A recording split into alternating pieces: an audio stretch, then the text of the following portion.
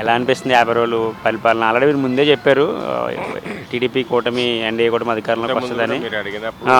Elections కంటే ముందు TDP కూటమి విజయం చేకూర్చుకో విజయ విజయం సాధించడానికి అవకాశాలు ఉన్నాయని చెప్పేసి అనుకున్నాము. అదేవిధంగా జరిగింది. ఇప్పుడున్న పరిస్థితుల ప్రకారం అయితే ఏపీలో పరిపాలన అయితే ఇంకంటే వీళ్ళకి ఇంకా ఒక 6 మంత్స్ టైం అని ఇవ్వాలి కదా, ఒక హానీమూన్ పీరియడ్ అంటారు. సో ప్రగతి వైపు పయనిస్తున్నట్టే కనపడుతుంది. But it is very too early to predict. Pawan Kalyan గారు అధికారులతో ఎక్కువ సమయాన్ని అయితే గడుపుతున్నారు. సో ఎలా అనిపిస్తుంది మీకు? ఆయనలో చాలా మార్పులు అయితే వచ్చాయి బిఫోర్‌తో కంపేర్ చేసుకుంటే ఇప్పుడు. అధికారులతో చాలా టైం గడుపుతున్నారు. ఏదో చేయాలనేటువంటి తపన కూడా కనపడుతుంది. తప్పకుండా ఆయన కూడా చేస్తాడు. ఎందుకంటే ఆయన మనం పర్సనాలిటీ పరంగా కానీ నైజం పరంగా కానీ చూసినా కూడా తప్పకుండా చేయగలిగేటటువంటి అవకాశాలు అయితే ఉన్నాయని ఆశిస్తున్నాం.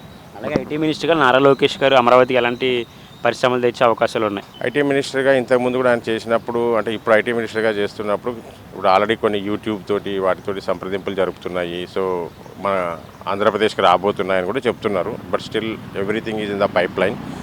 సో నెక్స్ట్ ఫ్యూచర్లోనే తప్పకుండా రావచ్చు. ఎందుకంటే ఒక మంచి హృద్భావ వాతావరణంలో నడుస్తుంది కాబట్టి. సో కంపెనీలకు కూడా ఒక మంచి ఇక్కడ ఒక అట్మాస్ఫియర్ క్రియేట్ అయింది, ఒక ఫీల్ గుడ్ అట్మాస్ఫియర్ అనుకోండి. సో రావడానికి అవకాశాలు ఉన్నాయి. ఈ కేంద్రం ఇచ్చిన బడ్జెట్ ఏపీకి ఎంతవరకు సరిపోయే అవకాశాలు ఉన్నాయంటారు మీరు?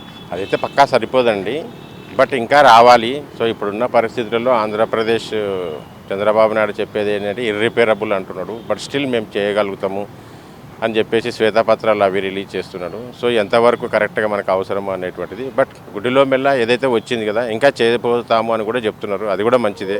Plus at the same time సంపద కూడా సృష్టించుకొని ఆ విధంగా కూడా మనం ముందుకెళ్తే తప్పకుండా ఆంధ్రప్రదేశ్ మరి పక్కన ఉన్న రాష్ట్రాలతోటి సమానంగా రాగలుగుతుంది. అలాగే మొన్న గన్నవరంలో వంశీ అరెస్ట్ని ఎలా చూడాలంటారు? దీనిపైన వైసీపీ అధికార మాజీ ముఖ్యమంత్రి వైఎస్ జగన్మోహన్ రెడ్డి అయితే ఎక్కడ కనీసం ప్రశ్నించలేదు కూడా ఎవరిని. సో ఎలా చూడొచ్చు? అంటే వాళ్ళు చేసింది తప్పు కదండి. ఇంతకుముందు ఈచ్ అండ్ ఎవ్రీ ఆంధ్రాలో ఉన్నటువంటి ప్రతి పర్సన్, అంటే ఇర్రెస్పెక్టివ్ ఆఫ్ దేర్ పార్టీస్, ప్రతి ఒక్కరు దీన్ని తప్పు పడుతున్నారు. సో కొన్ని ఇది కూడా ఒక విషయం. అంటే ఆంధ్రప్రదేశ్లో జగన్మోహన్ రెడ్డి ఓడిపోవడానికి కూడా కారణము ఇటువంటి విషయాలు కూడా చాలా జరిగాయి. ఎందుకంటే వాళ్ళు దౌర్జన్యంగా వ్యవహరించడం. సో అందరూ అతనికి శిక్ష పడాలనే కోరుకుంటున్నారు most of the people. So కాబట్టి దానికి ఆయన శిక్ష పడినా కూడా ఎవరికి ఏమీ సానుభూతి కానీ లేకుంటే ఏది ఉండదు. సో కాబట్టి దీంట్లో జగన్మోహన్ రెడ్డి వేలు పెట్టి ఇది తప్పు అంటే ఆయన ఇమేజే డ్యామేజ్ అవుతుంది. సో అందుకోసమే ఆయన కూడా కలగజేసుకోడు. ఇంకొకటి ఏంటంటే వైసీపీ పార్టీని కాంగ్రెస్లో విలీనం చేస్తామని పొత్తు పెట్టుకుంటామని చెప్పేసి గత కొన్ని రోజులుగా ప్రచారం జరుగుతుంది. ఒకవేళ ఇదే జరిగితే షర్మిల ఎలా రియాక్ట్ అవుతారంటారు? నాకు తెలిసి ఊహాగానమే. బట్ జగన్ ఆయన పార్టీని కాంగ్రెస్లో విలీనం చేయడానికి ఎటువంటి అవకాశాలు లేవు నాకు తెలిసినంత వరకు. ఎందుకంటే జగన్ ఓడిపోయిండొచ్చు కానీ బట్ స్టిల్ యాజ్ 40% స్టేక్ ఉంది ఆంధ్రప్రదేశ్లో. 40% ఏదైతే మనకి ఓట్ బ్యాంక్ ఉన్నదో అటువంటి వ్యక్తి కలపాల్సిన అవసరం లేదు.